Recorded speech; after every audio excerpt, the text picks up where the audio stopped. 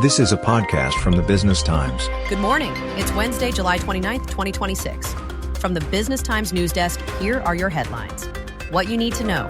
A magnitude 7.1 earthquake strikes Kumamoto in southwestern Japan with at least 13 confirmed dead. An Aeon Mall partially collapses and 300,000 people ordered to evacuate. U.S. and Saudi forces conduct joint strikes in Iraq against Iran-aligned militant groups.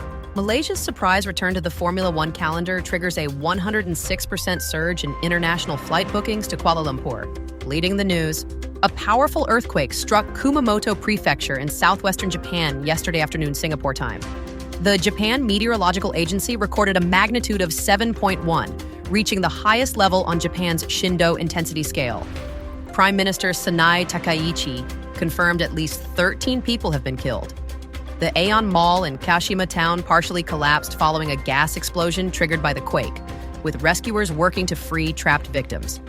A chimney at the Nippon Paper Industries plant in Yatsushiro also collapsed, trapping workers. Around 300,000 residents in Kumamoto were ordered to evacuate. A tsunami warning was issued and later lifted. No abnormalities were reported at nearby nuclear facilities. The Japanese military mobilized 3,600 personnel for disaster relief. In world news, U.S. Central Command and Saudi Arabia's armed forces conducted joint precision strikes in Iraq yesterday Singapore time against what CENTCOM described as Iran-aligned militant groups directed by the Islamic Revolutionary Guard Corps to attack U.S. forces and Saudi energy infrastructure.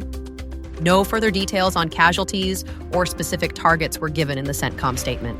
The Trump administration unveiled bans on imports of new Chinese humanoid and quadruped robots and connected power inverters, citing national security concerns. The measures were released by the Federal Communications Commission on Tuesday Singapore time. In the region, Malaysia's surprise return to the Formula One calendar in October has triggered a 106% year-on-year surge in international flight bookings to Kuala Lumpur for the race weekend, according to Trip.com Malaysia, with Sepang hotel reservations also soaring within days of the announcement.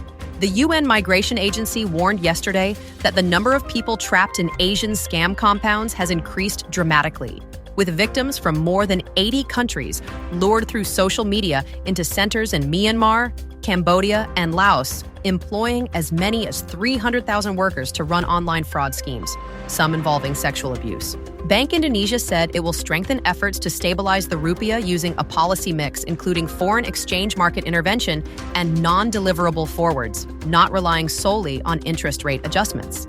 In Singapore, the 15-month wait-out period for private property owners downgrading to a resale HDB flat has been lifted with immediate effect, National Development Minister Chee Hong Tat announced yesterday.